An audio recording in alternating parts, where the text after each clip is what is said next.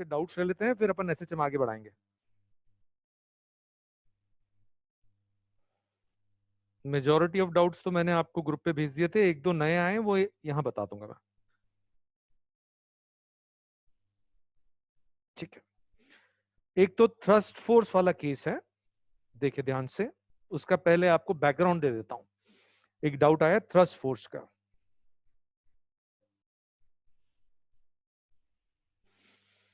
जैसे किसी भी सिस्टम को कोई स्ट्रीम ऑफ मास स्ट्राइक कर रही है, ऐसे कंटिन्यूस स्ट्रीम स्ट्राइक कर रही है, तो इसके ऊपर फोर्स कैलकुलेट करना है। तो सपोज आपको फोर्स का सिर्फ एक्स कंपोनेंट चाहिए, इसको एक्स मान लेते हैं, इसको वाई मान लेते हैं। तो फॉर्मूला कहता है थ्रस्ट फोर्स का x component is dm by dt, initial velocity of striking mass along x minus final velocity along x। बहुत इजी फॉर्मूला है। जो स्ट्राइकिंग मास है, सिस्टम के ऊपर जो फोर्स एक्सर्ट करता है, वो पता करना है। तो डीएम बाय dt जिस रेट से मास स्ट्राइक कर रहा है, ये स्ट्राइकिंग मास की स्ट्राइक करने के पहले वेलोसिटी का एक्स कंपोनेंट और टकराने के बाद एक्स कंपोनेंट, जस्ट टकराने के पहले, जस्ट टकराने के बाद। और ये velocity components with sign, they are to be used with sign. कोई एक डायरेक्शन पॉजिटिव मान लेंगे और यूज करेंगे। ठीक है, तो ये फॉर्मूला आप नोट कर लो। अलोंग y है तो ये दोनों y, और वेक्टर फॉर्म है।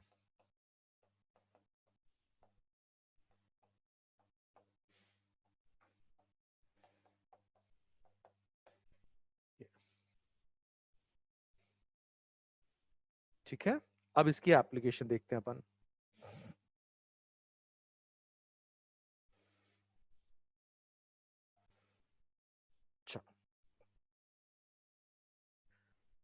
एक तो यही है कि कोई वाटर स्ट्रीम या फ्लूइड स्ट्रीम, लिक्विड की स्ट्रीम किसी एक सरफेस को स्ट्राइक कर रही है, और स्ट्राइक करने के बाद वो अलोंग सरफेस चल रही है। स्ट्राइक करने के बाद वो अलोंग सरफेस चल रही है। ठीक है, और आपको जो डेटा दे रखा है, हो सकता है आपको कहें कि जो वॉल्यूम फ्लो रेट है, या मैं वेलोसिटी ले लेता हूं, या जो फ्लूइड की वेलोसिटी है, दैट इज यू। ये एरिया ऑफ क्रॉस सेक्शन आपको दे दिया है ए। ठीक है, फ्लूइड की डेंसिटी दे दी है रो। अब समझे, यहां पे स्ट्राइक करने के बाद ये जो जेट है, फ्लूइड जो है, वो सरफेस के अलोंग चल रहा है। तो जो भी फोर्स है वो किस डायरेक्शन में एक्सर्ट करेगा बताओ? Along x, along normal direction, इस डायरेक्शन फोर्स एक्सर्ट करेगा। ऐसे टकरा रहा है ना, तो अपने को ये फोर्स कैलकुलेट करना है। तो सबसे पहले कोई एक डायरेक्शन पॉजिटिव माना, और फिर डीएम बाय dt। ये जो वॉल्यूम फ्लो रेट है उसका फॉर्मूला क्या है? U इंटू ए। इस रेट से वॉल्यूम बाहर निकल रही है और इसी रेट से स्ट्राइक करेगी। ठीक है, इसको डेंसिटी से मल्टीप्लाई कर देंगे तो मास फ्लो रेट, और टकराने के पहले ये U से चल रहा है, उसके बाद ये रेस्ट में आ गया। टकराने के पहले फ्लूइड की वेलोसिटी जो है वो U है, और टकराने के बाद अलोंग x कितनी हो गई? 0। तो ये थ्रस्ट फोर्स आ गया। ठीक है, एक आध दो केसेस और बताता हूं, बहुत ही ईजी है।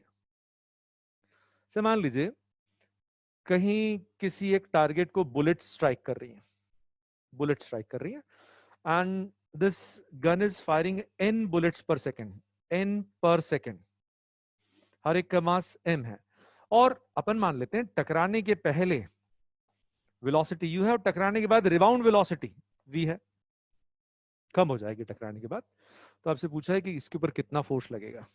ठीक है, अभी सब 1D वाले केसेस, एक ही लाइन के लॉन्ग है। तो सबसे पहले आपने एक डायरेक्शन पॉजिटिव मान लिया, बुलेट्स इधर चलते हुए स्ट्राइक कर रही हैं, टकराने के बाद रिबाउंड हो रही है। ठीक है, तो यहां पर एक सेकेंड में n बुलेट स्ट्राइक कर रही हैं, तो एक सेकेंड में जो मास स्ट्राइक कर रहा है वो कितना? mn। बहुत इजी, एक सेकेंड में n बुलेट्स, तो एक सेकेंड में जो मास स्ट्राइक कर रहा है dm by dt, that is mn into n। टकराने के पहले वेलोसिटी प्लस u, टकराने के बाद माइनस v। ये लेवल है क्वेश्चन का। ठीक है, अब इसमें 2D वाला भी एक केस देख लेते हैं। 2D वाले आते नहीं है, यही चलने देते हैं। ठीक है, 1D वाले केसेस ही बता रहा हूं मैं आपको। अब इसमें जो क्वेश्चन आया है, देखिए ध्यान से। हाँ, एक बात जरूर मैं कहता हूं, जब भी आप इस तरह के ऑब्जेक्ट के ऊपर फ्लूइड का फोर्स निकालेंगे तो बहुत इंपॉर्टेंट है आप इस ऑब्जेक्ट की फ्रेम में काम करें। ये ऑब्जेक्ट किसी वेलोसिटी से चल रहा है, किसी कांस्टेंट वेलोसिटी से चल रहा है, तो हमेशा इसके रिस्पेक्ट में काम करेंगे तो अच्छा रहेगा। इसको स्टेशनरी कर दें। ठीक है। एक क्वेश्चन जैसे वो कहते हैं कि भाई यहां पर बहुत ध्यान से सुनिएगा, बहुत सारी चीजें इसमें सीखने को मिलेगी। यहां से जो वॉल्यूम फ्लो रेट है वो वी दे दिया, वेलोसिटी नहीं है, ये क्या है, वॉल्यूम फ्लो रेट। इसका एरिया दे दिया और कहते हैं एक वर्टिकल सरफेस वेलोसिटी v1 से इधर आ रही है। ठीक है। और ये फ्लूइड जो है इसकी डेंसिटी रो है, और टकराने के बाद वो अलोंग सरफेस चलता है, टकराने के बाद रिबाउंड नहीं कर रहा, वो अलोंग सरफेस ही चलेगा, इसके साथ साथ चलेगा। तो यहां अर्थ के रिस्पेक्ट में काम करेंगे तो आप घबरा जाएंगे। इसके रिस्पेक्ट में काम करें, ये कांस्टेंट वेलोसिटी से चल रही सरफेस, इस सरफेस के रिस्पेक्ट में काम करें तो सुने क्या प्रिकॉशन रखना है। यहां पर यदि अपन फ्लूइड की वेलोसिटी को v2 माने, that is volume flow rate divided by area, that is volume flow rate, velocity into area is volume flow rate. तो जो वेलोसिटी है फ्लूइड की अर्थ के रिस्पेक्ट में वो कितनी होगी, v बाय ए। अच्छा, अब हम इस सरफेस के रिस्पेक्ट में काम करेंगे तो बताओ ये फ्लूइड की वेलोसिटी कितनी हो जाएगी। फ्लूइड v2 से इधर आ रहा है, ये v1 से उधर जा रहा है, तो ये होगी v1 प्लस v2। अब ये वेलोसिटी यूज करना है, ये स्ट्रीम इसको स्ट्राइक कर रही है। हाँ, नहीं तो आप बहुत बुरी तरह से उलझने वाले हो, आपको क्योंकि देखो सुनो, एक एक फील यदि ये स्टेशनरी है तो कम लिक्विड इसको पर सेकंड स्ट्राइक करेगा, ये इसकी तरफ जा रहा है तो ज्यादा फ्लूइड, तो कितना ज्यादा स्ट्राइक कर रहा है आपको पता ही नहीं चलेगा, मुश्किल आएगी। तो मैं क्या कह रहा हूं, आप इसके रिस्पेक्ट में काम करेंगे। ये जो स्ट्रीम है इसका एरिया कितना है, ए, और अब स्ट्रीम की वेलोसिटी कितनी हो गई, v1 प्लस v2। तो वॉल्यूम फ्लो रेट, जिस रेट से बाहर निकल रही उससे लेना देना नहीं, जिस रेट से इसको स्ट्राइक कर रही। ठीक है। ग्रेविटी को काउंट क्यों नहीं किया, तुम शिवजी के मंदिर मत जाया करो। तो यहां पर जिस रेट से मास स्ट्राइक कर रहा है, पहले वॉल्यूम फ्लो रेट, तो v1 plus v2 into A, not v2 into A, ये volume flow rate, this is mass flow rate. और टकराने के बाद देखो इनिशियल वेलोसिटी कितनी है, v1 प्लस v2, टकराने के बाद इधर हो जाएगी वेलोसिटी, तो उसको लेंगे जीरो। इस डायरेक्शन में कितनी हो गई, जीरो। जल्दीबाजी नहीं करेंगे, इसको अच्छे से समझेंगे। यहां जो सरफेस है उसके रिस्पेक्ट में काम करेंगे तो ये जो वेलोसिटी है इस सरफेस के रिस्पेक्ट में हो जाएगी फ्लूइड की जो अर्थ के रिस्पेक्ट में वेलोसिटी है प्लस इसकी वेलोसिटी, तो v1 प्लस v2। अब एरिया तो स्ट्रीम का वही है, तो वॉल्यूम स्ट्राइक कर रही जिस रेट से, that is speed into area, mass flow rate into initial velocity minus final velocity, ये फोर्स आ गया। और फिर इसकी जगह क्या लिख देंगे, v बाय। ठीक है। दोनों एक दूसरे की तरफ जा रहे हैं ना, तो एक दूसरे के रिस्पेक्ट में रिलेटिव वेलोसिटी, इसके रिस्पेक्ट में इसकी रिलेटिव वेलोसिटी और ज्यादा होगी ना, ये इधर आ रहा है इधर आ रहा है, तो दोनों के पास में आने की रेट v1 प्लस v2 होगी ना। ठीक है। ये मोमेंटम से ही आया है, rate of transfer of momentum ही है ये। ठीक है। चलिए, अब जो क्वेश्चन हेमांग भैया ने भेजा है, शिव जी के मंदिर से आने के बाद,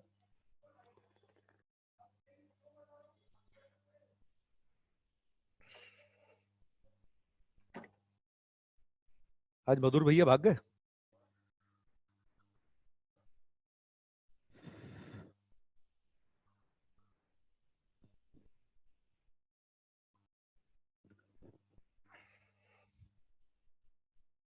चलिए देखें जो क्वेश्चन आया है,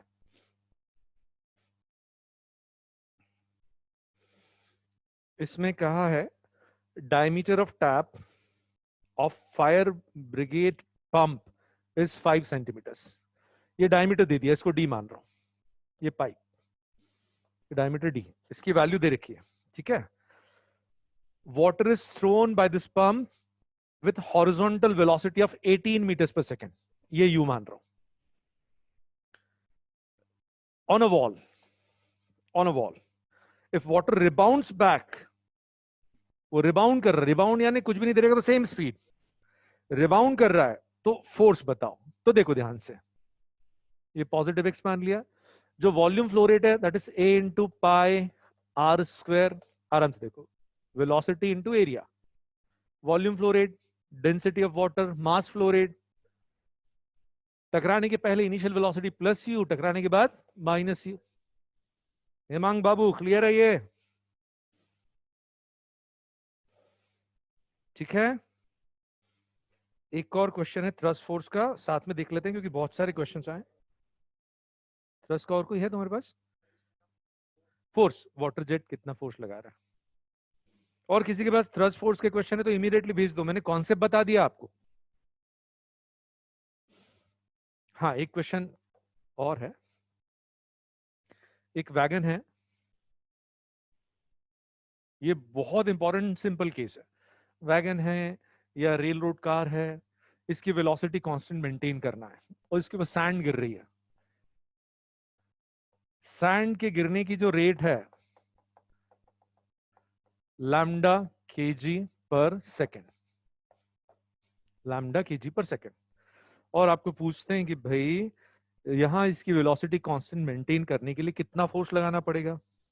सुनिए ध्यान से, कहीं फ्रिक्शन वगैरह नहीं है, ये गिरती हुई सैंड जितना फोर्स लगाएगी उतना हमको लगाना पड़ेगा। लेकिन सैंड का कौन सा फोर्स? भाई इधर जो नीचे की तरफ फोर्स लग रहा है वो तो जमीन बैलेंस कर देगी, उसके कारण काट नीचे तो नहीं जाने वाली है। लेकिन उसके कारण जो हॉरिजॉन्टल डायरेक्शन में फोर्स लगने वाला है उसको अपने को काउंटर करना है। ठीक है, एक बार फिर यहां पर सैंड नीचे गिरते हुए उसको नीचे की तरफ भी दबा रही है और हॉरिजॉन्टल डायरेक्शन में भी फोर्स एक्सर्ट कर रही है। तो हमको बताओ कौन सा फोर्स निकालना है, वर्टिकल की हॉरिजॉन्टल? हॉरिजॉन्टल है ना, तो उसको एक्स मान लेते हैं। चलो इसको एक्स माना, बहुत ध्यान से सुनेंगे। एक्स माना तो गिरने के पहले उसकी वेलोसिटी जो भी है वर्टिकल डायरेक्शन में, वर्टिकली, और गिरने के बाद वो तो ट्रेन के साथ चल रही है। ये मैंने वेलोसिटी प्लॉट करी है, गिरने के पहले वो वर्टिकली चल रही है और गिरने के बाद तो वो रेल रोड कार के साथ चल रही है। तो यहां पर डीएम बाई dt तो डायरेक्टली दे दिया है। अच्छा बताओ इनिशियल वेलोसिटी का एक्स कंपोनेंट कितना है? इस इनिशियल वेलोसिटी का, ये वर्टिकल डायरेक्शन में, इसका एक्स कंपोनेंट कितना है? 0। फाइनल प्लस वी, तो माइनस लैम्डा वी की रेट, माइनस लैम्डा वी का फोर्स लग रहा है। आराम से देखो, बहुत इजी है। डीएम बाई dt, टकराने के पहले अलोंग एक्स इनिशियल वेलोसिटी जो कि कितनी है? 0, टकराने के बाद कितनी है? प्लस वी, तो ये minus lambda V. Minus lambda V ये बता रहा है कि फोर्स नेगेटिव एक्स के अलोंग है, सैंड का फोर्स नेगेटिव एक्स के अलोंग है, तो हमको किधर लगाना पड़ेगा? पॉजिटिव एक्स के अलोंग। ये आंसर आ गया। Is this okay? चलो ठीक है। देखो आपने एक क्वेश्चन पूछा, मैंने 2 क्वेश्चन और कराए और उसका टॉपिक भी आपको बता दिया, फॉर्मूला भी बता दिया, ऐसे पूरा एनएलएम हो जाएगा।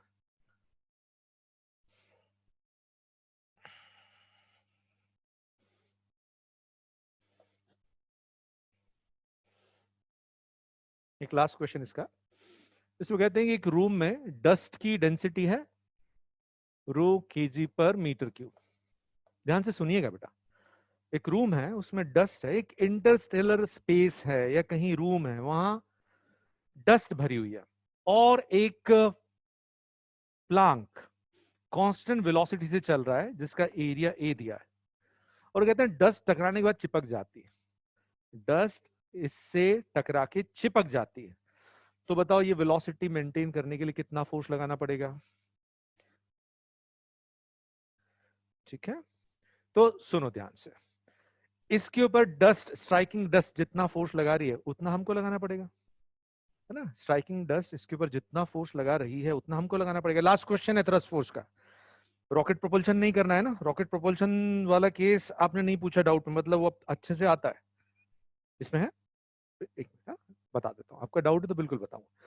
तो इसमें जिसके ऊपर फोर्स लग रहा है उसके रिस्पेक्ट में काम करना इजी रहता है। ठीक है, तो दोनों तरीके बता रहा हूं। मैंने क्या किया, ये डस्ट पार्टिकल्स अर्थ के रिस्पेक्ट में तो स्टेशनरी है ना। यदि अपन इस प्लांक के रिस्पेक्ट में काम करेंगे तो प्लांक के रिस्पेक्ट में डस्ट पार्टिकल, सारे के सारे डस्ट पार्टिकल्स इधर आ रहे हैं वी से, जैसे एक फ्लूइड जेट स्ट्राइक कर रहा है, जैसे बुलेट स्ट्राइक कर रही है, आइडेंटिकल हो गया। तो जैसे आपने प्लांक की रेफरेंस फ्रेम सेलेक्ट करी, प्लांक स्टेशनरी हो गया, 10 पार्टिकल्स इसकी तरफ चल रहे हैं, और ये एरिया फ्लूइड इसको स्ट्राइक कर रहा है किस रेट से? वॉल्यूम फ्लो रेट बताओ, V इंटू ए। मास फ्लो रेट, ये डीएम वेरिटी जिस रेट से स्ट्राइक कर रहा है, और इस डायरेक्शन को पॉजिटिव मान लिया। तो टकराने की पहले वेलोसिटी कितनी है? V। टकराने के बाद चिपक गया यानी कितनी? 0। धीरे धीरे धीरे धीरे हमने इसको स्टेशनरी कर दिया, तो ये डस्ट का फ्लूइड इधर चल रहा है, डस्ट बह रही है इस तरफ, ठीक है, और टकराने के बाद चिपक जाती है, तो टकराने के बाद की वेलोसिटी कितनी हो गई? 0। अच्छा, तो ये एरिया रेक्टेंगुलर भी है तो भी कोई फर्क नहीं पड़ता, मैंने उसको सर्कुलर मान लिया, कुछ भी नहीं दे रखा, आप चाहे जो शेप सेलेक्ट कर लो, इसको सर्कुलर माना। तो एक पाइप में एक तरह से फ्लूइड फ्लो कर रहा है, तो इसको किस रेट से स्ट्राइक करेगा? वेलोसिटी इनटू एरिया, इतनी वॉल्यूम पर सेकंड, इनटू डेंसिटी डीएम्बेरिटी, रेट ऑफ स्ट्राइकिंग ऑफ मास।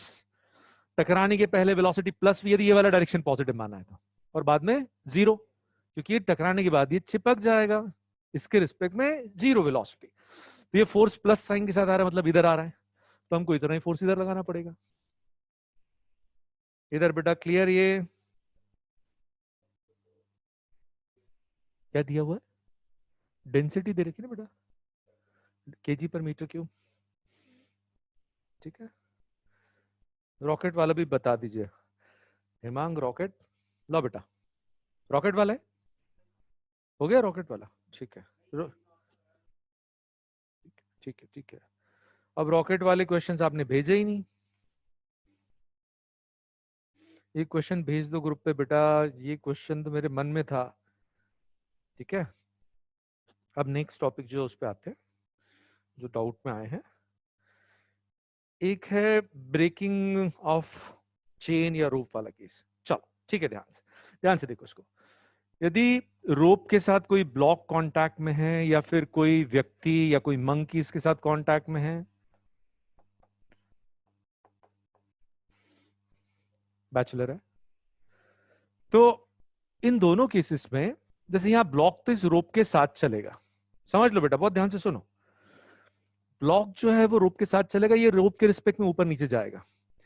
तो इधर वाला रिजल्ट तो हमको मालूम है कि यदि एक्सेलरेशन ए ऊपर होगा तो टेंशन mg प्लस ए, और नीचे होगा तो mg माइनस ए।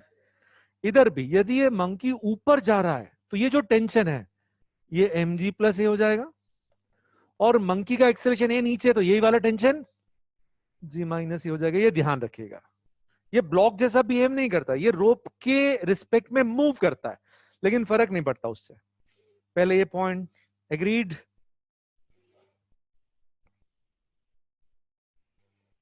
ठीक है। अब इसके केसेस, जैसे सिंपल एग्जांपल ले लेते हैं। मान लीजिए जो रोप है वो मैक्सिमम टेंशन जो बेयर कर सकती है, सपोज दैट इज, केजी में भी दे सकते हैं, न्यूटन में भी दे सकते हैं, अपन ले लेते हैं 120 न्यूटन, और ये मास है 10 केजी। तो कितना मैक्सिमम एक्सेलरेशन ऊपर की तरफ ये टॉलरेट कर सकता है सिस्टम, है ना? देखो आप सबसे पहले देखो, रेस्ट में यदि रहता है तो टेंशन कितना हो जाएगा? 100, तो ये सहन कर लेगी। ऊपर की तरफ एक्सेलरेशन बढ़ाएंगे तो बताओ टेंशन बढ़ेगा कि घटेगा? ऊपर की तरफ एक्सेलरेशन बढ़ाएंगे तो टेंशन बढ़ेगा। तो आपको वो एक्सेलरेशन निकालना है जिसके लिए कि ये बढ़ के कितना हो जाता है? 120, बस उससे ज्यादा एक्सेलरेशन नहीं दे सकते।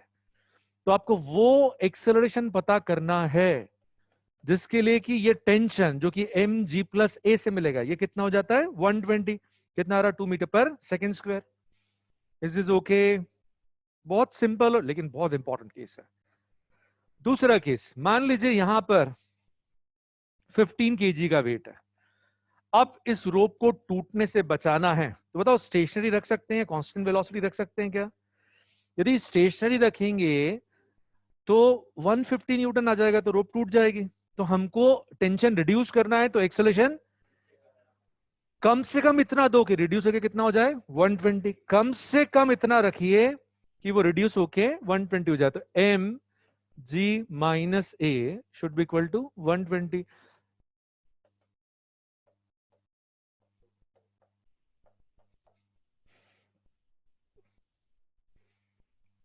ठीक है, ये इज दिस ओके और नॉट?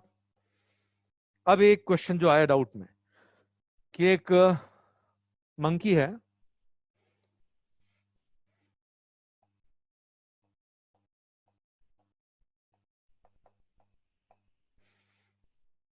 शादीशुदा है,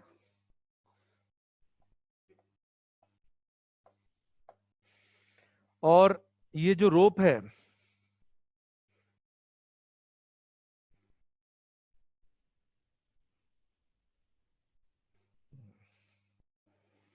इसकी ब्रेकिंग स्ट्रेंथ इसकी वेट की 5 टाइम्स है।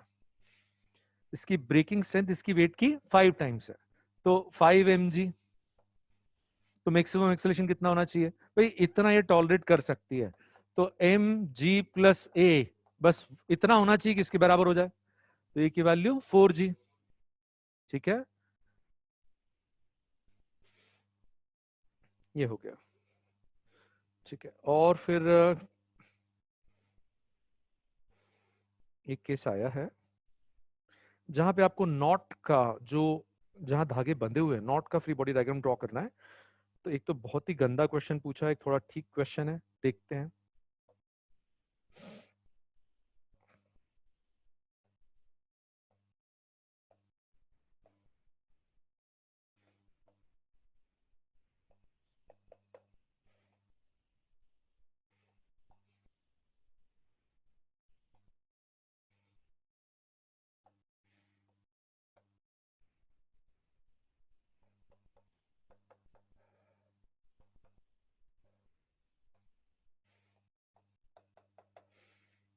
इन दोनों में क्या रिलेशन, कौन सा बड़ा है, T2 बड़ा है कि T3? जल्दी बताओ, देख के ही बता सकते हो, सिर्फ ऑब्जर्व करके बता सकते हो कि T2 बड़ा है कि T3। दोनों बराबर हैं, वो सिंगल थ्रेड है।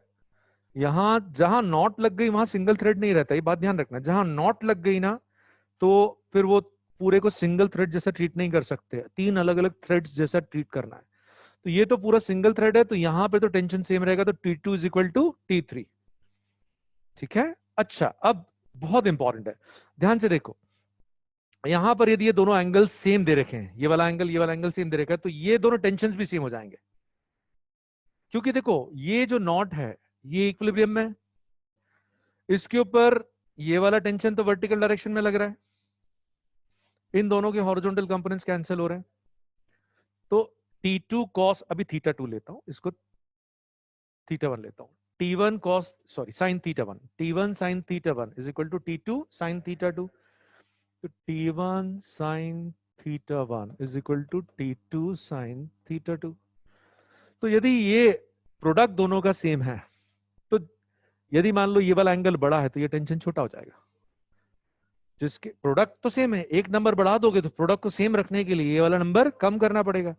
लेकिन यदि दोनों एंगल सेम है, तो ये T1 और T2 बराबर हो जाएंगे। यदि ये दोनों एंगल सेम दिए हैं, तो ये दोनों टेंशन्स भी सेम हो जाएंगे। Is this okay?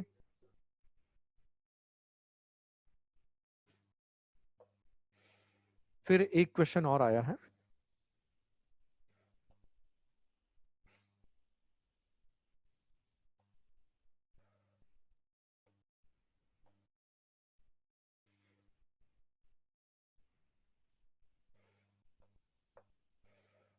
θ2 mass same है, यहां पर A है, या आपके पास है ग्रुप पे है ये क्वेश्चन, और यहां जो एंगल है वर्टिकल के साथ ये θ1 है, और यहां फोर्स लग रहा है mg। ए और बी दोनों का मास m है, ए और बी दोनों का मास m है, और अपने को T1 पूछा है। अपन T1 T2 सब निकाल डालते हैं, ठीक है, क्योंकि नॉट का फ्री बॉडी डायग्राम देखो कैसे आप ड्रॉ करते हैं। ये mg है, ये तो वर्टिकल लाइन है, तो इसके फ्री बॉडी डायग्राम में ध्यान से देखिएगा, ये mg थोड़ा फील एक डेवलप हो जाए, क्योंकि बहुत कॉमनली अकरिंग केस है। ये दोनों फोर्सेस सेम है, तो इन दोनों का रिजल्टेंट एंगल बाइसेक्टर के अलोंग है ना, और टेंशन उसको बैलेंस कर रहा है, तो ये एंगल 45 आ गया। रिपीट कर रहा हूं, ध्यान से सुनेंगे। यदि दो फोर्सेस दो वेक्टर्स बराबर हैं, तो उनका रिजल्टेंट एंगल बाइसेक्टर के अलोंग रहेगा, है ना, और √2 mg होगा, क्योंकि दोनों परपेंडिकुलर है। ये टेंशन इस रिजल्टेंट को कैंसिल कर रहा है, मतलब वो रिजल्टेंट के अपोजिट है, पहली बात ये। और इसकी वैल्यू कितनी आ गई, √2 mg। Is this all right और नॉट? ठीक है, ये पहला पॉइंट। अच्छा, अब अपने को यदि ये वाला टेंशन पूछा तो खत्म, ये वाला एंगल पूछा तो खत्म, ये एंगल 45 आ गया। अब यहां पर इसे यूज करके ये वाला टेंशन निकाल सकते हैं। तो देखो ध्यान से, आप चाहो तो ये जो √2 mg है, इसको एज √2 mg प्लॉट कर दो। इधर √2 mg लग रहा है तो इधर भी कितना, √2 mg। अब इसको हटा रहा हूं, ये √2 mg 45 डिग्रीज पे लग रहा है, वही टेंशन जो अभी अपन ने निकाला। और ये mg लग रहा है, और ये टेंशन कैलकुलेट करना है। तो आप देखो, इधर वर्टिकल डायरेक्शन में अपन फोर्सेस को इक्वेट कर देते हैं, हॉरिजॉन्टल डायरेक्शन में इक्वेट कर देते हैं। ये एंगल कितना है, 45। काम करने के दो तरीके बता रहा हूं। एक तरीका कि भाई यहां पर वर्टिकल डायरेक्शन में ये एंगल θ2 है, ये टेंशन T लग रहा है, ये एंगल θ2। आराम से देखो, फ्री बॉडी डायग्राम सबको समझ में आ गया है ना? अच्छा, T2 cos θ2, T2 cos θ2, ये mg, और इसका कंपोनेंट भी कितना आएगा, mg। भाई इस √2 mg का इधर कंपोनेंट mg आएगा, इधर भी कितना आएगा, mg। तो ये mg तो लग ही रहा है, इसका भी कंपोनेंट आ गया mg, तो ये 2mg। फिर T2 sin θ, इस टेंशन का हॉरिजॉन्टल कंपोनेंट, इस टेंशन का हॉरिजॉन्टल कंपोनेंट किसको बैलेंस कर रहा है, √2 mg के इस कंपोनेंट को। √2 mg का ये वाला कंपोनेंट कितना आएगा बेटा, mg। √2 mg का ये वाला कंपोनेंट mg। अब ये दो इक्वेशंस आपके पास है, T2 sin θ2 is equal to mg, और T2 cos θ2 is equal to 2mg। Divide कर दो तो tan θ2 कितना आ गया, 1/2। सो θ2 is tan inverse 1/2, θ2 is tan inverse 1/2। और T2 कैलकुलेट करना तो स्क्वायर करके ऐड कर दो, T2 square sine square theta plus T2 square cos square theta, square करके ऐड करो तो आ जाएगा T2 square is 5mg square. करो, ऐड करो, इक्वेशन सॉल्व करो, तो T2 की वैल्यू √5mg। T2 की वैल्यू कितनी आ गई, √5mg। इज इज ओके और नॉट, सब बताओ।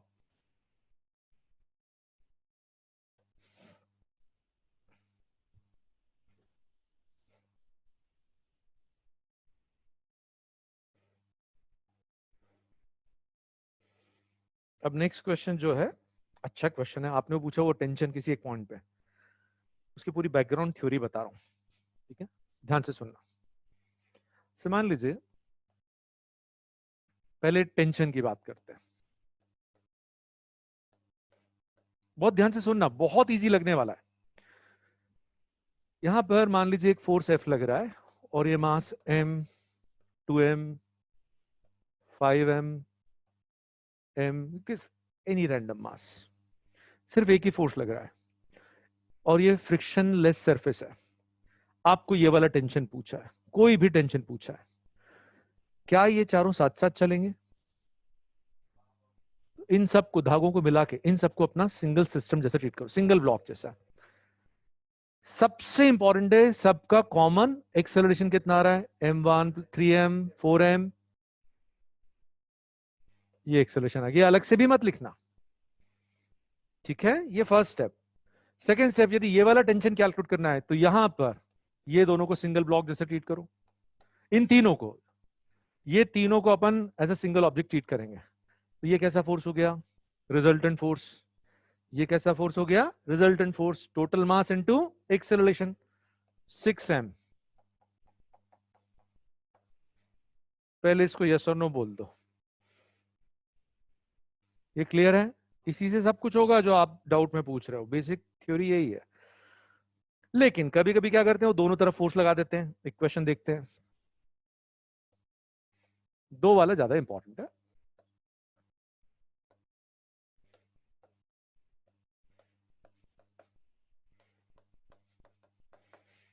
बोलते टेंशन बताओ, तो क्या ये तीनों 1, 2, 3 ये तीनों साथ साथ चलेंगे? अरे चलेंगे ना बाबा, धागा है ना, धागा, धागे से जब तक बंधे हुए दोनों अलग अलग हो सकते हैं क्या बताओ? धागे से जब तक बंधे हुए हैं वो साथ साथ चलेंगे। तो इन तीनों को, धागे को मिला के अब अपना सिंगल सिस्टम ट्रीट करो। स्टेप 1, एक्सेलरेशन, नेट फोर्स कितना आ गया? 6F divided by 3M। और रोप का भी मास लगा, अरे रोप को भी लगा देते हैं, नहीं नेक्स्ट स्टेप, नहीं तो आप कंफ्यूज हो जाओगे। ये एक्सेलरेशन आ गया, स्टेप 1, ठीक है। अच्छा, अब मान लीजिए आपको ये टेंशन कैलकुलेट करना है, तो यहां से भी कैलकुलेट कर सकते हैं, यहां से भी, क्योंकि यदि मासलेस रोप है तो टेंशन थ्रू आउट सेम है, मासलेस है तो थ्रू आउट टेंशन सेम है। तो यहां देखें, यदि अपन इसको यूज करते हैं तो ये टेंशन निकालने के लिए, ये वाला टेंशन निकालने के लिए T minus F mass into, ये हो गया टेंशन, कितना आ रहा है बताओ? 5F। यहां से निकालेंगे तो भी 7F माइनस टी, इसके ऊपर इधर लगेगा, is equal to mass into acceleration. Answer हो जाएगा। Is this clear? अब थोड़ा बेहतर क्वेश्चन लेते हैं।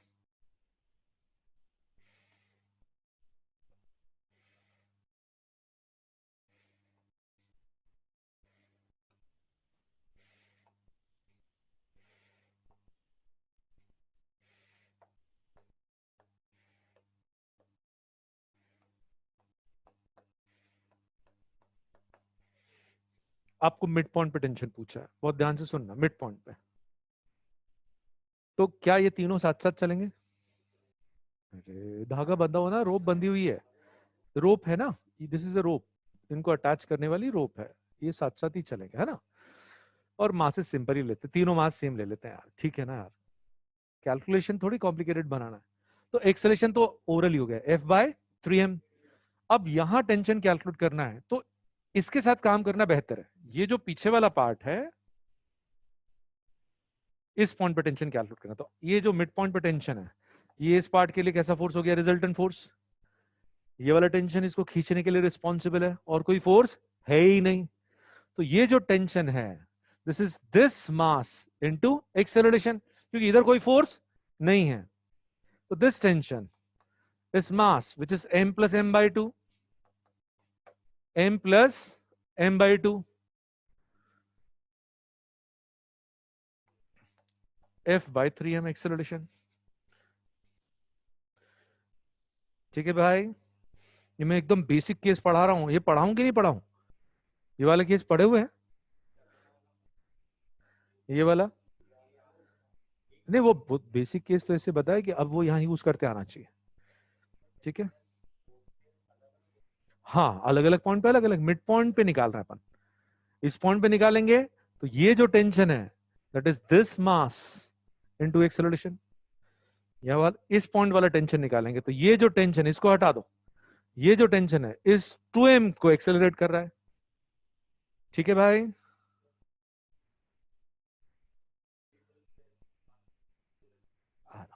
बिल्कुल याद दिला देना, वो तो बहुत इजी केस है बेटा। इसमें लास्ट केस,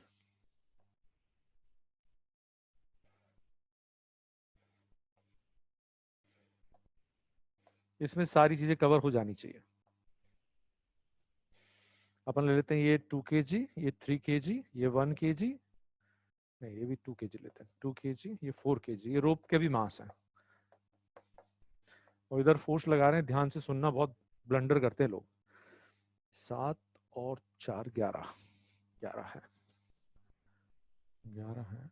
और अपन ले लेते इधर, इसको भी 1 कर दें क्या? 10, 50, 50 न्यूटन का फोर्स लग रहा है आपको। कोई भी टेंशन पूछा, ये मिड पॉइंट पे टेंशन, इस पॉइंट पे टेंशन, कहीं भी टेंशन पूछा है, कैसे निकालेंगे? क्या ये सब साथ साथ चलेंगे? धागे से बंधे हुए हैं। स्टेप 1, ये सब लोग साथ साथ चलेंगे। उज्जवल गलत बोल रहे हो बेटा, मैं उस केस पे भी आ रहा हूं ना। अच्छा, यदि ये साथ साथ चलेंगे तो सबसे इंपॉर्टेंट क्वांटिटी क्या है? एक्सेलरेशन। सबसे इंपॉर्टेंट है एक्सेलरेशन, क्योंकि वो सबका कॉमन एक्सेलरेशन है, ठीक है।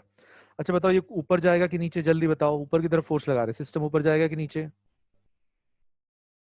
नीचे जाएगा। अरे भाई आप एमजी क्यों बोल रहे हो? 3 4 7 एंड 3 10, 100 न्यूटन। मेरे को मालूम था ये गलती है, आप कर सकते हो।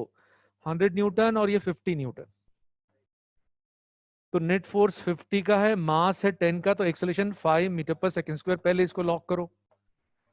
भाई एमजी को क्यों बोल रहे हो? अब तो वर्टिकल सिस्टम है ना, पहले हॉरिजॉन्टल सिस्टम था, तो नॉर्मल रिएक्शन एमजी को कैंसिल कर रही थी। इस इज ओके बेटा? अच्छा अब नीचे की तरफ एक्सेलरेशन है, तो मान लो कोई एक मास एम को कोई सपोर्ट कर रहा है, कोई टेंशन सपोर्ट कर रहा है, तो ये टेंशन एम जी माइनस ए आएगा। नीचे की तरफ एक्सेलरेशन है तो जी माइनस ए, और ये ऊपर की तरफ होगा तो एम जी प्लस ए। चलो ठीक है, अब मुझे बताओ जैसे यहां पर इस पॉइंट पर ये टेंशन कितने मास को सपोर्ट कर रहा है? दिमाग लगाओ, कितना है? 9। तो 9 इंटू जी माइनस ए, 45 न्यूटन। ठीक है बच्चा। अच्छा इस मिड पॉइंट पे, मिड पॉइंट के नीचे कितना मास है बताओ? 4। अरे रे मिड, हाँ 5 हो गया, सही है, सही सही। 2 इसका और 3 इसका, 5। 5 इंटू जी माइनस ए, ये केसेस है। और एक रोप वाला, सिर्फ रोप लटकी हुई है, अब वो कर लोगे क्योंकि उसका एक्सेलरेशन कितना है? 0। चलो वो भी बता देता हूं। Is this clear? Absolutely clear. अब इसमें ऐसा है,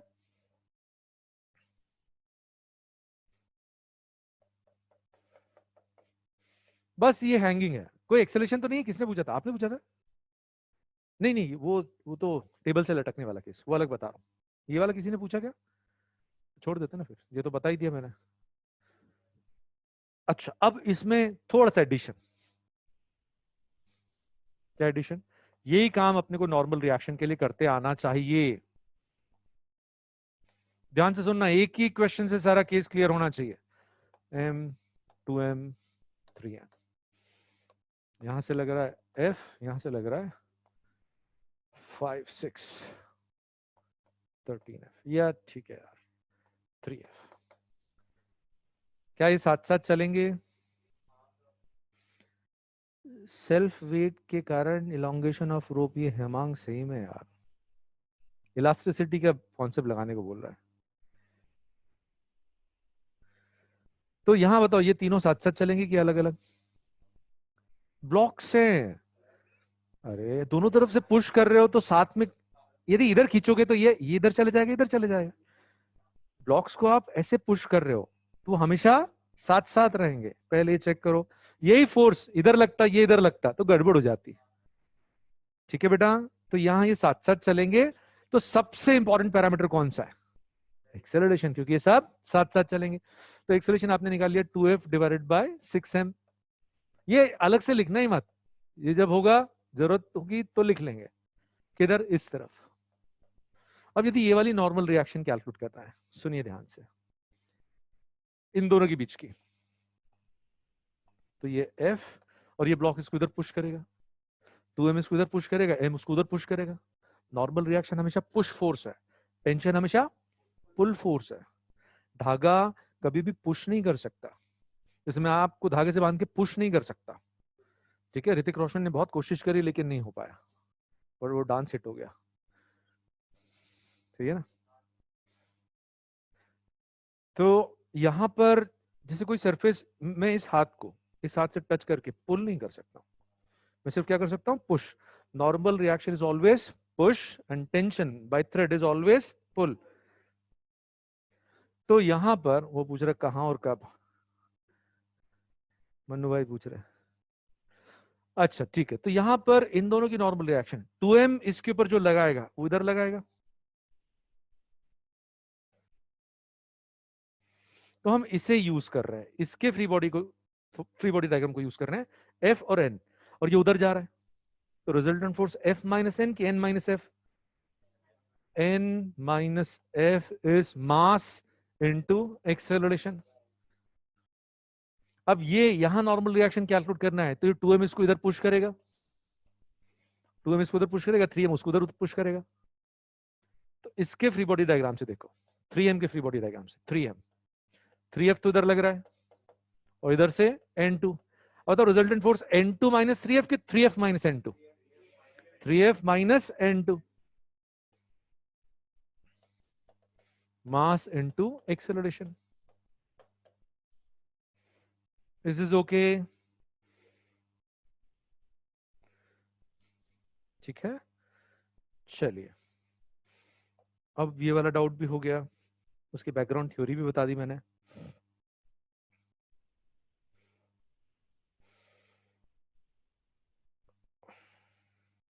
देखो इसी के ऊपर बेस्ड एक क्वेश्चन आया, क्वेश्चन नंबर 12, क्वेश्चन नंबर 12 देखो ग्रुप पे भेजा हुआ है, ये ब्लॉक्स के जस्ट नीचे 80 wagons all of mass this are pulled by an engine with force of this। मैं बताता हूं 80 wagons है, 1 to 80 wagons है, मतलब कोचेस हैं, और इंजन इधर इंजन है, ये फोर्स F लगा के खींच रहा है, ये फोर्स दे रखा है और हर एक का मास दे रखा है।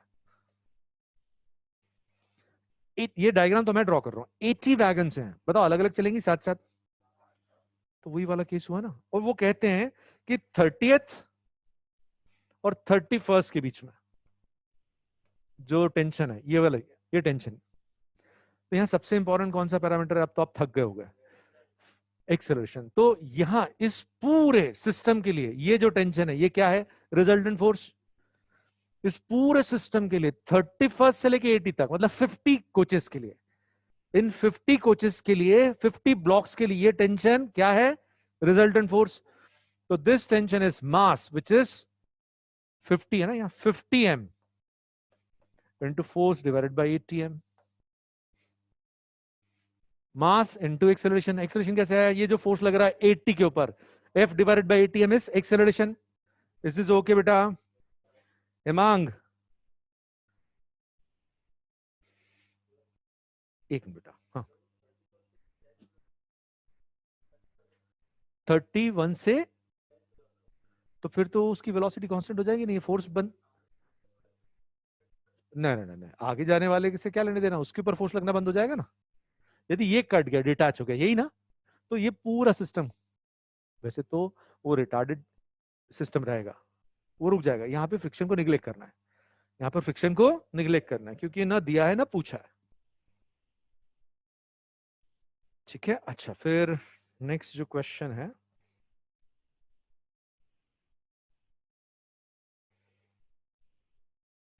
ये मैंने आपको क्लास में बता दिया है, एसएचएम में, देखो फिर भी पूछ रहे हैं दुष्ट। यदि ये वैगन फ्रिक्शनलेस इंक्लाइन प्लेन पर स्लाइड कर रही, तो बताओ ये पेंडुलम कैसा रहेगा, इंक्लाइन प्लेन के परपेंडिकुलर, ये इंक्लाइन प्लेन के परपेंडिकुलर रहेगा, तो ये अल्फा कितना रहेगा 90, ये बताया मैंने अभी एसएचएम में। ये आपका डाउट है, अच्छा ओके ओके ओके, सॉरी। अच्छा एक बहुत ही बढ़िया क्वेश्चन, अब आप लोग ध्यान से इसका जवाब देना। यहाँ पे रो पे इसका मास m और ये मास m, और ये सिस्टम जो है कांस्टेंट वेलोसिटी से ऊपर जा रहा है, तो इस ब्लॉक के ऊपर रिजल्टेंट फोर्स जल्दी बताओ।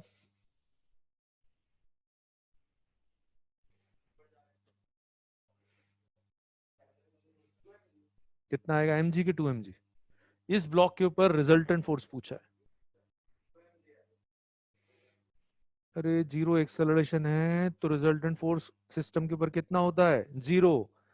क्यों गड़बड़ कर रहे हो भाई, रिजल्टेंट फोर्स पूछा है, टेंशन वगैरह नहीं पूछा है। टेंशन तो यहां ये जो टेंशन है ये mg को सपोर्ट कर रहा है, वेलोसिटी कांस्टेंट है, मतलब टेंशन एक्सेलरेशन जीरो, मतलब टेंशन mg के बराबर। पर टेंशन थोड़ी पूछा है, क्या पूछा है, रिजल्टेंट फोर्स। ठीक है, रिजल्टेंट फोर्स जीरो रहेगा, ये ध्यान से स्टोर करो। ऐसा एक क्वेश्चन आया है, बहुत ध्यान से सुनना, बहुत ही बढ़िया केस है। 20 न्यूटन का फोर्स लग रहा है, ए और बी ये दोनों कांस्टेंट वेलोसिटी से चल रहे हैं, ये दोनों 10 मीटर्स पर सेकंड की कांस्टेंट वेलोसिटी से चल रहे हैं। तो बी और ए के बीच में फ्रिक्शन फोर्स बताओ, बी और ए के बीच में फ्रिक्शन फोर्स, दोनों का मास भी दे रखा है, मास 5 kg। ए और बी के बीच में फ्रिक्शन फोर्स 20 न्यूटन। पंकज बिल्कुल सही है, शिवम बिल्कुल सही है, मनु भाई जल्दीबाजी कर दी, हेमांग बिल्कुल गलत। तो यहां मैं अब आपको समझा रहा हूं, ये पूरा टॉपिक पढ़ा रहा हूं, ध्यान से सुनेंगे। दो ब्लॉक्स के बीच में, टू ब्लॉक सिस्टम का एक पार्ट यहीं खत्म कर रहे हैं, ठीक है, बहुत ध्यान से सुनेंगे सब लोग। टू ब्लॉक सिस्टम है और आपको फोर्स ऑफ फ्रिक्शन की वैल्यू पूछी है, डायरेक्शन पूछा है, कैसे करेंगे, बहुत ध्यान से सुने।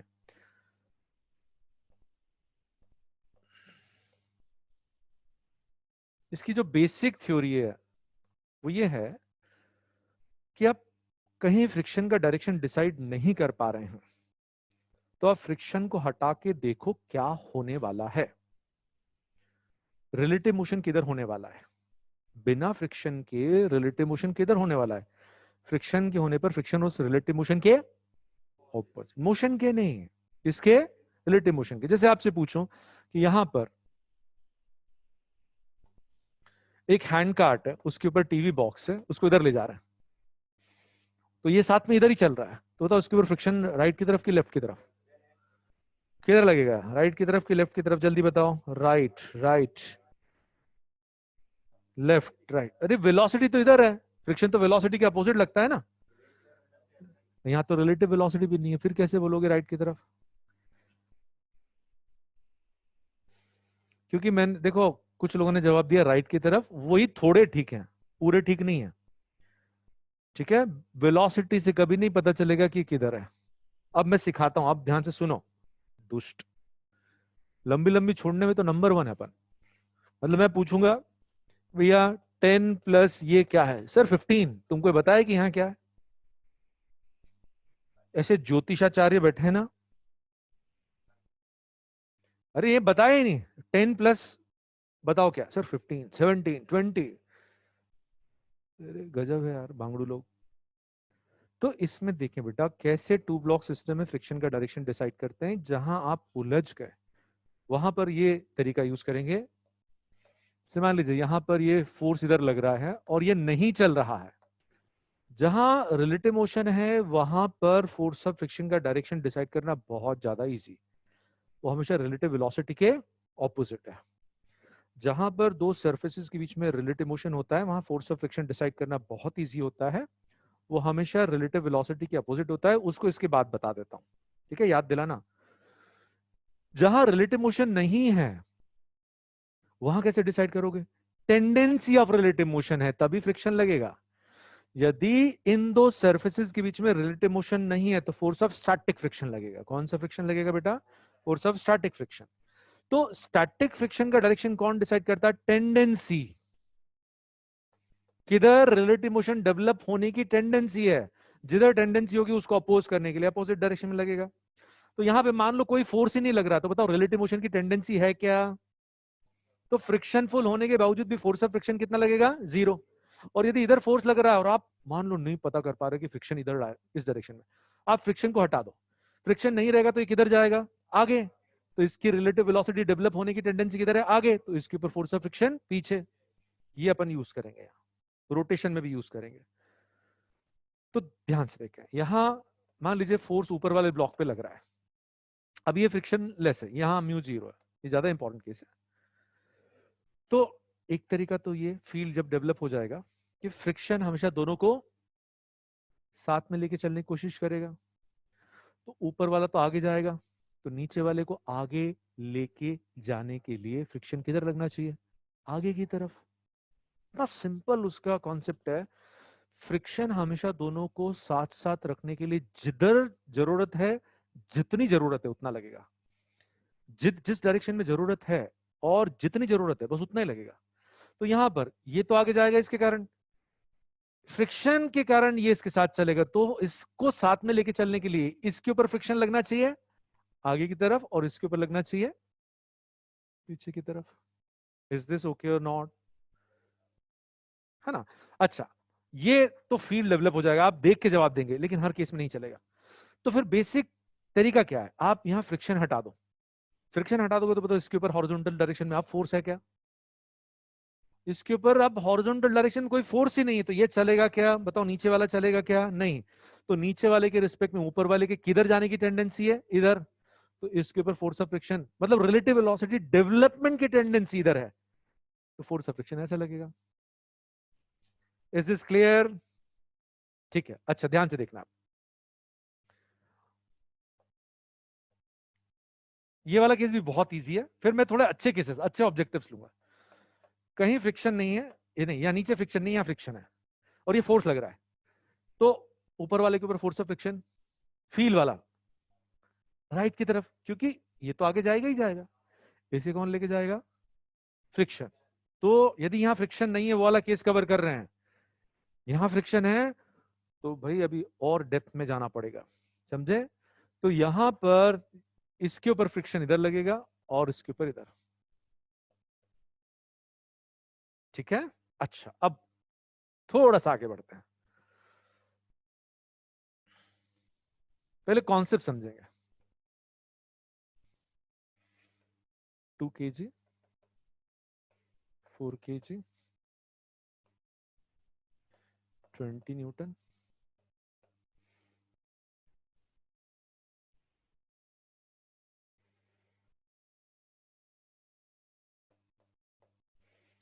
इन दोनों के बीच में यहां नीचे फ्रिक्शन नहीं है, माइंडेड, ठीक है ना, क्लियरली मेंशन्ड है। अभी वही केस कवर कर रहे हैं, जहां यहां नीचे फ्रिक्शन है वो 2 लेवल ऊपर चले जाता है। यहां ऊपर वाले ब्लॉक के ऊपर फोर्स ऑफ फ्रिक्शन किधर लगेगा, नीचे वाले के ऊपर किधर लगेगा। चलो नीचे वाले पे बताओ, नीचे वाले के ऊपर फोर्स ऑफ फ्रिक्शन राइट की लेफ्ट, लेफ्ट की तरफ लगेगा, है ना। बस ये गड़बड़ कर दी ना। देखो जहां एक एक ब्लॉक पे फोर्स लग रहा है वो केस तो क्लियर हो गया ना, अभी बताया। एक एक ब्लॉक वाला, एक ब्लॉक पे फोर्स लग रहा है, ठीक है, वो क्लियर है कि नहीं।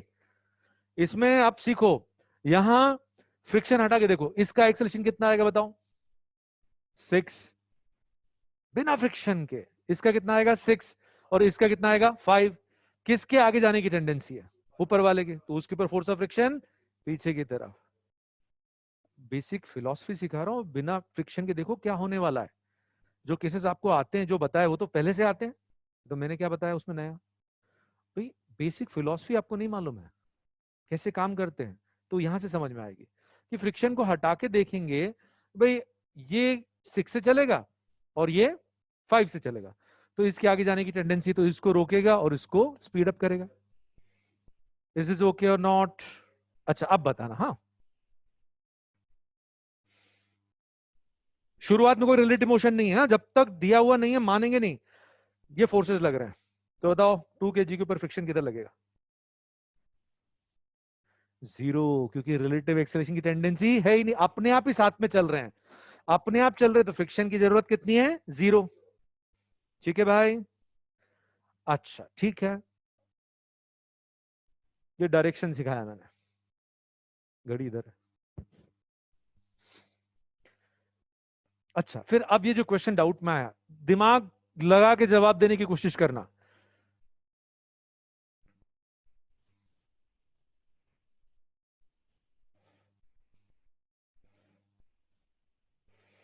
ये 20 N का फोर्स इस ब्लॉक पे लग रहा है और दोनों 10 मीटर्स पर सेकंड से जा रहे हैं, दोनों कांस्टेंट वेलोसिटी ऑफ 10 मीटर्स पर सेकंड से जा रहे हैं, पूरा सिस्टम। बताओ इसके ऊपर फ्रिक्शन किधर लग रहा है,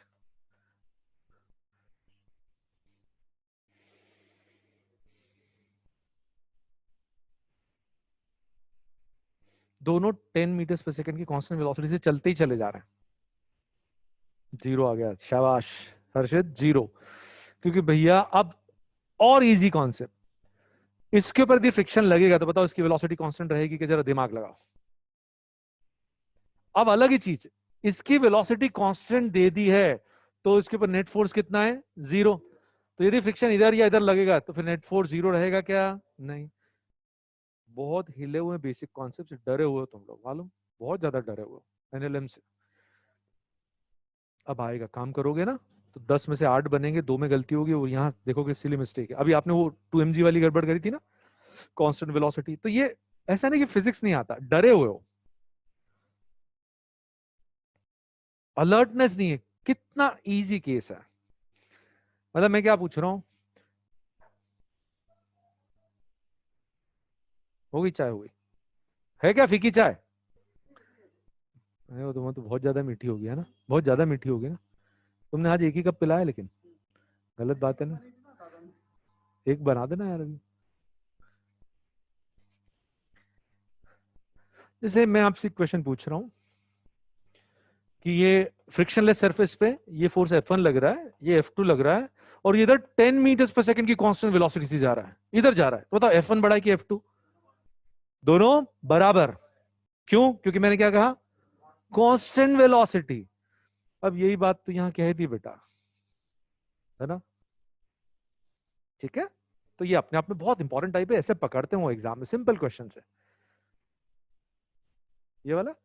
वेलोसिटी कांस्टेंट है मतलब एक्सेलरेशन कितना है, जीरो, तो नेट फोर्स कितना आएगा, जीरो, है ना? अब टू ब्लॉक सिस्टम में फ्रिक्शन वाले कैलकुलेशन वाले केसेस अभी देखना है कि बाद में फिनिश कर दें? टू ब्लॉक सिस्टम अभी अभी अभी, चलो ठीक है, देख लो। कैलकुलेशन डायरेक्शन भी समझाऊंगा उसमें, तो ध्यान से देखें कैसे काम करेंगे। पहले जिसकी प्रोबेबिलिटी बहुत ज्यादा है, फिर एक कम प्रोबेबिलिटी वाला केस। मान लीजिए 2 kg है, ये 4 kg है, नीचे फ्रिक्शन नहीं है, अभी नीचे वाले ब्लॉक पे फोर्स लग रहा है, नीचे वाले ब्लॉक पे फोर्स लग रहा है, और आपको यहाँ म्यू एस और म्यू के अलग अलग दिए हैं तो कैसे काम करेंगे, और एक ही है तो कैसे काम करेंगे।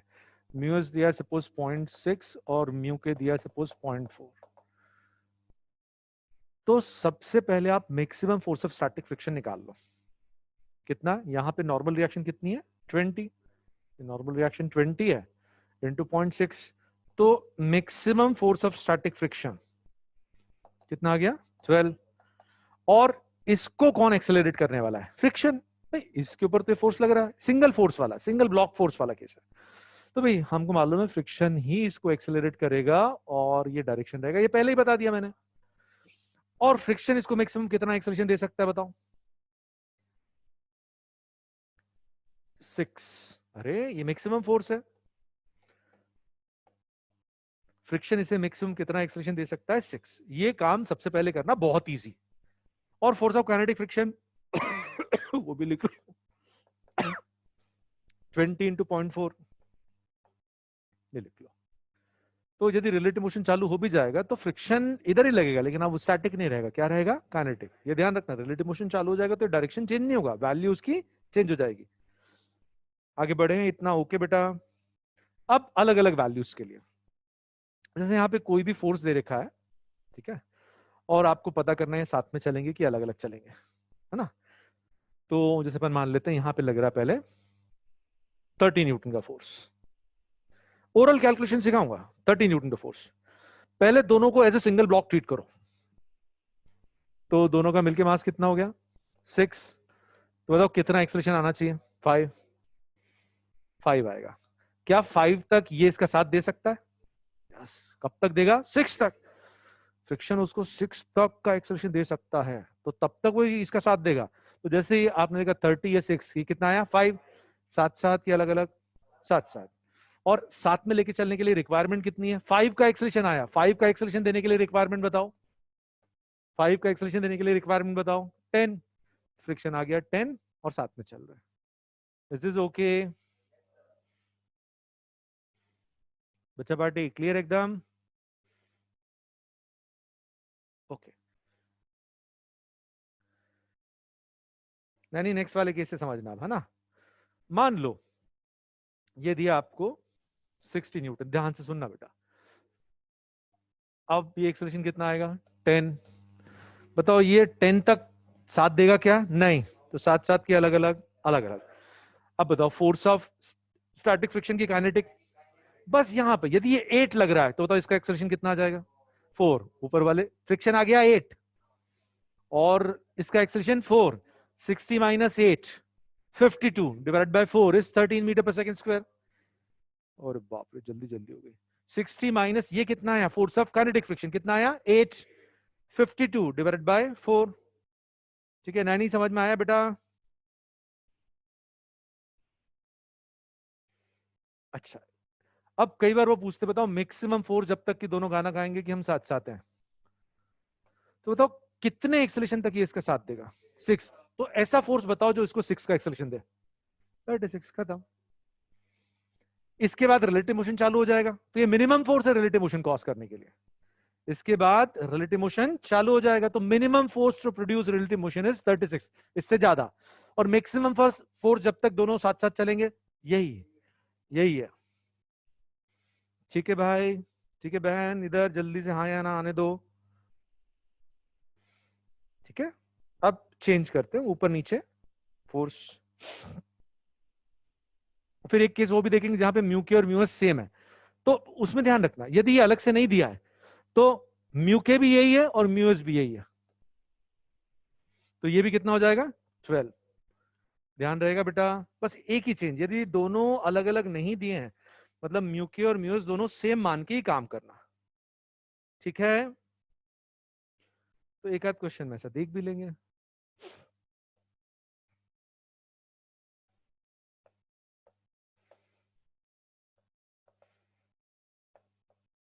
दोनों अलग अलग दिए, 0.8 और 0.4, और अब की बार फोर्स लगा रहे हैं इधर। तो फील्ड से बताओ 4 kg के ऊपर फोर्स ऑफ फ्रिक्शन किधर लगेगा? हाँ गया। और फिर मैक्सिमम वैल्यू बताओ, यहाँ नॉर्मल रिएक्शन कितनी है? 20। मैक्सिमम एफ एस मैक्स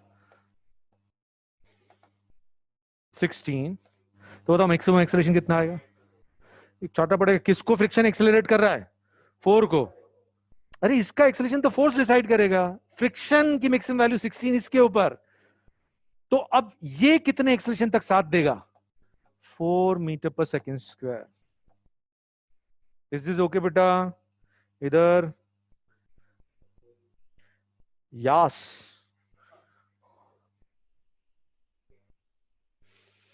ये फ्रैक्शन समझ में आया आपको? और एफ के बताओ, एफ के 20 इंटू 0.4, 8 न्यूटन। ये जरूर लिख लीजिए पहले। अच्छा, यदि आपको कहते हैं कि यहां जो फोर्स लग रहा है, ध्यान से सुनना बेटा,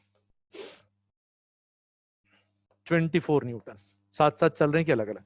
चलो पहले दोनों को सिंगल ऑब्जेक्ट मानो, 24 और ये 6, तो एक्सेलरेशन, एक मिनट और कम कर देते हैं, 18, 18 आया, तो 3 का एक्सेलरेशन आएगा। क्या ये 3 तक इसका साथ देगा? देगा। साथ साथ चलेंगे। और फ्रिक्शन कित इसको 3 का एक्सेलरेशन देने के लिए रिक्वायरमेंट बताओ? 12। फ्रिक्शन खत्म। वैसे ओके बेटा, आ गया। अरे आएगा, बहुत मजा आएगा, क्यों नहीं आएगा, बट थोड़ा फास्ट चलेगा ये।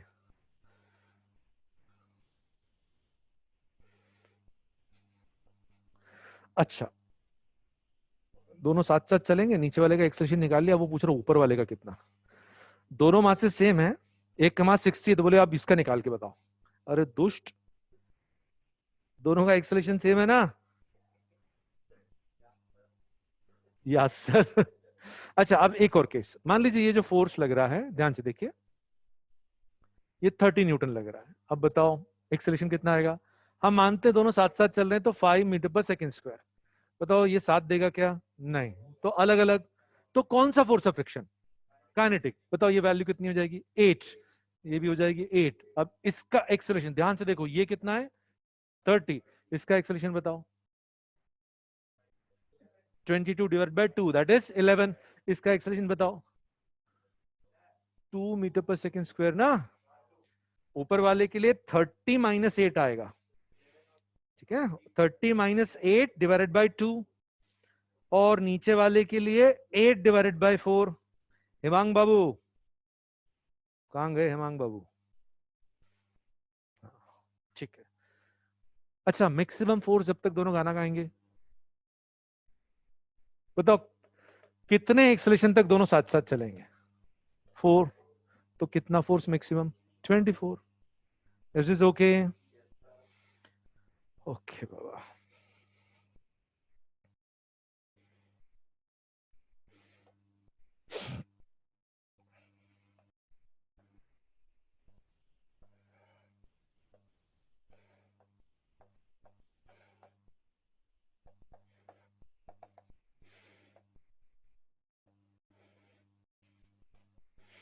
मैक्सिमम मास जब तक दोनों साथ साथ चलेंगे, यहाँ म्यू की वैल्यू दे रखी है, एक ही वैल्यू दे रखी है।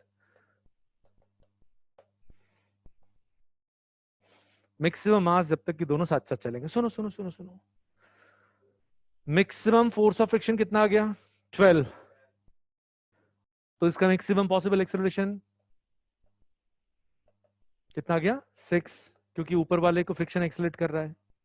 पहले आपने देखा ऊपर वाले को फ्रिक्शन एक्सेलरेट कर रहा है। शिवम बरुआ सर, एक मेरा डाउट अभी भेजा है क्या शिवम? अभी रुक जाओ बेटा, वापस बताना। तो ये ये नीचे वाले के साथ इतने एक्सेलरेशन तक देगा, तो अपने को वो मास पता करना है जो उस पूरे सिस्टम को 6 का एक्सेलरेशन दे। ये मास बढ़ाएंगे तो इधर वाला एक्सेलरेशन बढ़ेगा कि नहीं? वो मास पता करना है जिसके कारण पूरे सिस्टम का एक्सेलरेशन कितना हो जाता है 6, उससे ज्यादा नहीं रखना चाहिए। ठीक है, तो total force which is trying to cause acceleration is mg। इन दोनों का सिंगल ब्लॉक ट्रीट करो, इधर mg और टोटल मास जो एक्सेलरेट कर रहा है m + 5। Total force on system causing acceleration is mg, total mass is m + 5, this should be equal to 6। तो 4m इज इक्वल टू 30, तो m is equal to 7.5 kg। आराम से देखो, सॉल्व करो, ले आओ इधर 6m + 30 इज दिस ओके? ये 3 kg कौन लिख रहा है दुष्ट? m + 5 क्यों लिया? अरे बेटा पूरा मास जो इस एक्सिस के अलॉन्ग मूव कर रहा है वो m + 5 है ना। टोटल मास कितना चल रहा है? और कोई डाउट इसमें जल्दी बताओ। ओके ओके ओके ओके,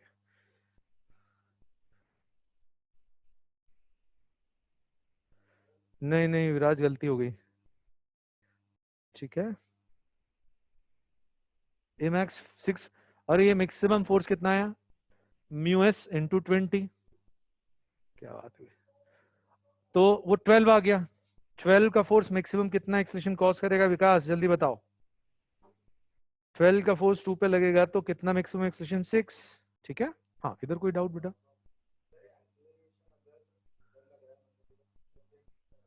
ये नीचे जाएगा। अरे अरे स्यूडो, हम कैसे काम कर रहे हैं अर्थ के रिस्पेक्ट में, कोई स्यूडो फोर्स नहीं। हाँ ये टेंशन लिखना है तो mg- से लिख देंगे, वही बता रहा हूँ। टोटल फोर्स लिखना है तो मास इनटू एक्सेलरेशन, और टेंशन लिखना है तो mg- से।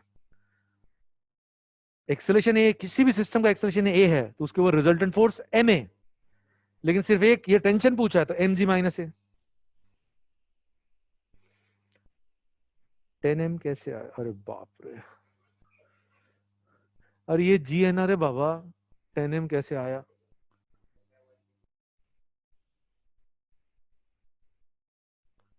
दुष्ट हेमांग मिलो, तुम हमारा भंडारा करेंगे। ठीक है बेटा, चलो अब नीचे भी फ्रिक्शन है तो केस टफ है, समझना है क्या? नहीं नहीं नहीं नहीं, नीट में आ सकता है, और वो बिलोंग करता है लास्ट के 5 को, सिर्फ लास्ट, मतलब वो बिल्कुल आ सकता है, ऐसा नहीं है कि नहीं आ सकता, बट वो किस रेंज में जाएगा? लास्ट के टफ 5 क्वेश्चंस में काउंट होगा वो, बता दो। ठीक है, देखो ध्यान से, तो जो इजी केस है वो बताता हूं। जैसे मान लीजिए यहां फोर्स लग रहा है, इधर भी फ्रिक्शन है और इधर भी फ्रिक्शन है, प्लीज पे अटेंशन। अब ये जो मैक्सिमम फोर्स है, सपोज सपोज ये है 20 न्यूटन, ये m1 ये m2, तो यहां नॉर्मल रिएक्शन कितनी आएगी? m1 + m2g, यहाँ नॉर्मल रिएक्शन आएगी m1 + m2g, और उसको म्यू से मल्टीप्लाई कर देंगे तो ये मैक्सिमम फोर्स ऑफ फ्रिक्शन। एक एक स्टेप अलग अलग समझो, ठीक है? सभी बोल रहे बता दो। अच्छा, अब यहां पर जो नॉर्मल रिएक्शन है दैट इज m1g, उसको म्यू से मल्टीप्लाई करेंगे। सपोज ये वैल्यू आ रही है 10 न्यूटन, सपोज जो भी वैल्यू आएगी वो आप पहले लिख लो, स्टेप 1, किसी को प्रॉब्लम नहीं होना चाहिए। ठीक है, अच्छा अब बहुत इंपॉर्टेंट, यदि ये फोर्स 20 से कम है तो ये सिस्टम हिलेगा ही नहीं भाई। इसको हिलाने के लिए, इस सरफेस को हिलाने के लिए ये 20 से बड़ा फोर्स चाहिए। तो पहला, यदि ये 20 से कम है, जैसे मान लो 19 भी है, कुछ नहीं हिलने वाला है, पूरा सिस्टम रेस्ट में, और इसको पता भी नहीं चलेगा कि यहां कोई फोर्स लगा रहा है। जैसे यहां हम लोग बैठे हैं क्लास में, और नीचे कोई उधर नहीं, नीचे आके कोई गुस्से में बिल्डिंग को गिराने के लिए पिलर को टक्कर मार रहा, हमको पता चलेगा कि जब तक बिल्डिंग नहीं हिलेगी। तो इसके ऊपर ये फोर्स लग रहा है, ऊपर वाले को कब पता चलेगा? जब ये हिलना चालू होगा। Feel it. आप बैठे हो छत पे, नीचे आके कोई आपके घर को गिराने की कोशिश कर रहा है, जब तक मूवमेंट नहीं होगा ऊपर वाले को, तो यहां फोर्स कितना रहेगा? टोटल 10 है, लेकिन इस समय कितना रहेगा? 0। ठीक है। और 20 पे भी यही होगा, 20 पे भी ऊपर थोड़ी पता चलेगा, ये हिलेगा ही नहीं ना बाबा। 20 तक ये नहीं हिलने वाला, तो 20 तक जितना ये लग रहा है उतना इसको रोकने के लिए इधर लग जाएगा, क्योंकि मैक्सिमम कितना है? 20, और ऊपर पता भी नहीं चलेगा। तो ये पहला, ये केसेस बनते हैं इसमें, इसलिए मैं कह रहा था कि ठीक है, आप डिमांड आई तो कर लेते हैं। ये प्रोबेबल केस, कोई बहुत मुश्किल नहीं है, बट इसमें केसेस आपको याद रखना है, समझना भी है, याद भी रखना है। आगे बढ़े, पहला केस क्लियर है बेटा। दूसरा केस, इसमें जब ये फोर्स 20 से बड़ा हो जाएगा, तो अब हमको डिसाइड करना है कि गाना गाएंगे कि अलग अलग चलेंगे।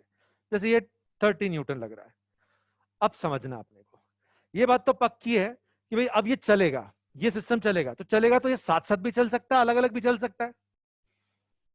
ठीक है, अब इसका डिसीजन, सेकंड केस, कि साथ साथ चलेगा कब? जब ये 20 से ज्यादा है। तो डिसाइड क्या करना है कि ये साथ साथ चलेगा कि अलग अलग, तो उसका क्राइटेरिया बताता हूं मैं आपको। अब नंबर्स के साथ काम करना पड़ेगा, देखे ध्यान से।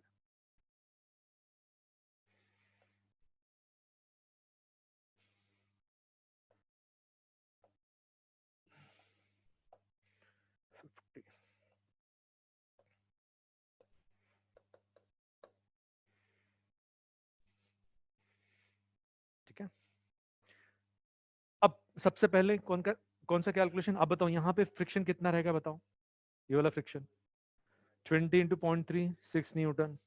ये वाला, ये एरो डायरेक्शन शो नहीं कर रहा है, ये फ्रिक्शन की वैल्यू, इधर जो फ्रिक्शन लगने वाला है इसको हटा देते हैं। ये जो फ्रिक्शन है 6 न्यूटन, ये जो फ्रिक्शन है बताओ, यहाँ normal reaction 50 into 0.4, that is 20। अच्छा, अब मैं आपसे पूछता हूँ, यहाँ 50 न्यूटन का फोर्स लग रहा है, तो ऊपर वाले का एक्सेलरेशन और फ्रिक्शन बताओ। 0। एक्सेलरेशन भी 0, फ्रिक्शन भी 0। ये केस अपन ने कवर कर लिया। अब ध्यान से सुनना, ये फोर्स 20 से बढ़ा रहे हैं, अपन इसको कर देते हैं चलो पहले लेते हैं 30, 36, 3, एक मिनट, उसका तो 3 आ रहा है, 30, 20, ठीक है। अब ध्यान से सुनना बेटा, हमको नहीं मालूम कि ये गाना गाएंगे कि अलग अलग चलेंगे। आप पहले जैसे इन दोनों को सिंगल ब्लॉक ट्रीट करो। नहीं ना, यही तो गड़बड़, ये 20 भूल जाते हैं ना, इसलिए तो अलग से पढ़ाना पड़ रहा है। भैया अब इन दोनों को जो सिंगल ब्लॉक ट्रीट करोगे, तो ये तो बाहर से आ रहा है ना इनका, ये तो आपस में जुड़ गए सिंगल ब्लॉक, ये 20 छूटना नहीं चाहिए। गाना मतलब हम साथ साथ हैं। तो अब आपको नहीं मालूम कि ये साथ साथ चलेंगे कि अलग अलग, तो जैसे पहले किया था आपने मान लिया साथ साथ। अब बताओ, यदि साथ साथ चलेंगे तो एक्सेलरेशन कितना आएगा? और फ्रिक्शन इसको मैक्सिमम कितना दे सकता है? 3। ये पहले ही लिख लो भाई, इसके ऊपर फ्रिक्शन इधर ही लगेगा, लगेगा तो इधर लगेगा, नहीं तो लगेगा ही नहीं, क्योंकि ये तो इसको आगे लेके जाएगा, इसे फ्रिक्शन आगे लेके चलेगा, तो फ्रिक्शन इसी डायरेक्शन में रहेगा, या तो स्टैटिक या तो काइनेटिक या फिर 0। अभी 15 न्यूटन पे कितना आया था? 0। अच्छा, अब इसको, ये साथ में चलेगा, क्योंकि इसका मैक्सिमम एक्सेलरेशन कितना है? ये 6 है, इसकी मैक्सिमम वैल्यू तो 3, और अभी कितना आ रहा है बताओ? तो साथ चलेगा। इसको 2 का एक्सेलरेशन देने के लिए रिक्वायरमेंट बताओ। 4। इसको 2 का हाँ, ये फ्रिक्शन आ गया, नीचे वाला फ्रिक्शन तो यही लगेगा ना, 20। अरे चलना चालू करिए, फ्रिक्शन कितना हो गया? 20। सबको समझ में आया बेटा?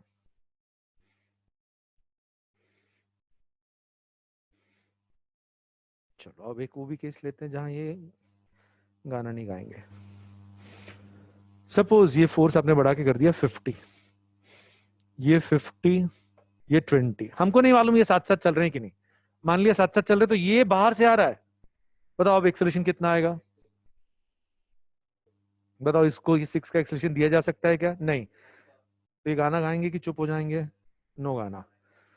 तो अब फोर्स ऑफ काइनेटिक फ्रिक्शन जो कि अलग नहीं दे रखा है तो ये 6 ही हो जाएगा।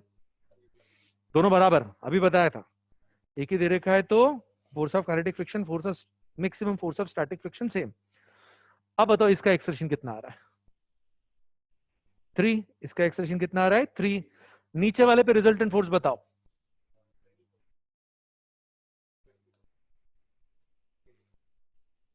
अरे यार पेन में क्या कर, 50 माइनस 20 माइनस 6 डिवाइडेड बाय 3। हो गए सारे केसेस कवर। पहले अपन ने देखा जब कुछ भी नहीं हिल रहा, पहला केस। दूसरा साथ साथ चल रहे हैं, चल रहे हैं लेकिन साथ साथ चल रहे हैं। तीसरा अलग अलग, इसके अलावा केस ही नहीं है। सारे केसेस हो गए। अब एक क्वेश्चन और करा देता हूं ताकि कॉन्सेप्ट पक्का हो जाए। सबको समझ में आया कि नहीं? अभी कोई बहुत डिफिकल्ट केस नहीं, लेकिन इसमें केसेस जो हैं, इसके नीचे ऐसा होगा, इसके ऊपर ऐसा होगा, ये आप वहां डिराइव करोगे, आप डिराइव कर ही नहीं पाओगे।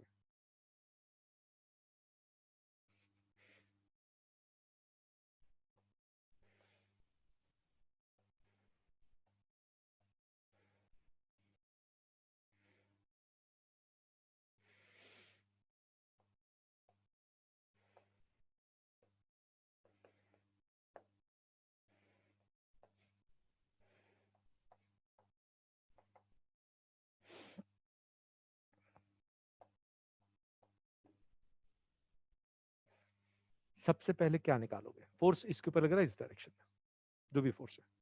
पहले यहां मैक्सिमम फोर्स ऑफ फ्रिक्शन कितना आएगा? 10 इंटू 0.4, तो ये आ गया 4। ठीक है, ये maximum force of static friction भी और फोर्स ऑफ काइनेटिक फ्रिक्शन भी है। ठीक है बेटा। अच्छा यहाँ पे टोटल नॉर्मल रिएक्शन कितनी आ गई? 30। 30 इंटू 0.6 इज 18। इसमें कोई प्रॉब्लम नहीं होना चाहिए। ठीक है।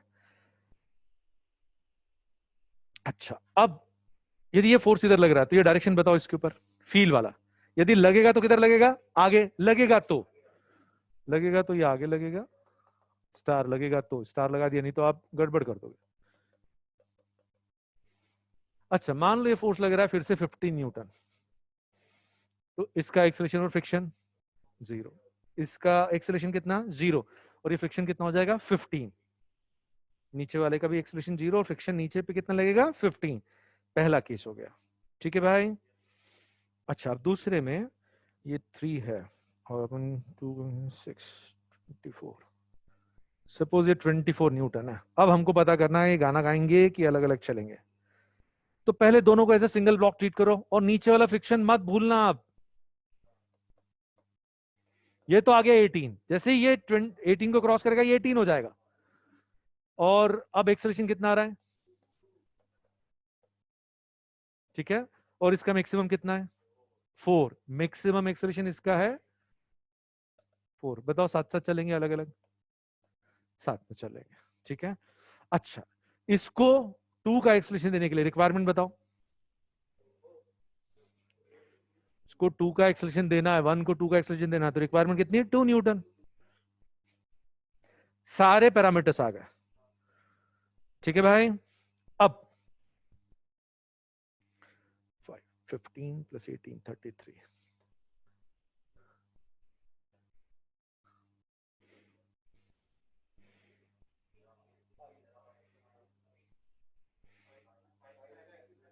यहां कितना आएगा? 5 मीटर पर सेकेंड स्क्वायर। साथ साथ के अलग अलग, अलग अलग जैसे देखा, अलग अलग force of kinetic friction which is 4। अब इसका एक्सप्रेशन बताओ। 4 इसके लिए 33 माइनस 18 माइनस 4 divided by 2। Tata bye bye. ऐसे मैं करा दी प्रैक्टिस, और क्या। आप कहां ढूंढोगे?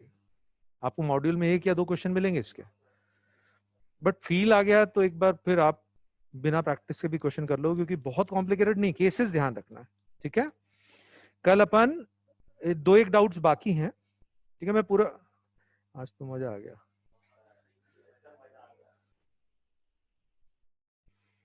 तो कल जो आपके डाउट्स 2-3 बाकी हैं वो लेके उसकी पूरी थ्योरी पढ़ाऊंगा, सिर्फ क्वेश्चन, वो क्वेश्चन नहीं, और फिर अपन एसएचएम पे वापस आ जाएंगे। ठीक है, चलो टेक केयर बेटा, बाय।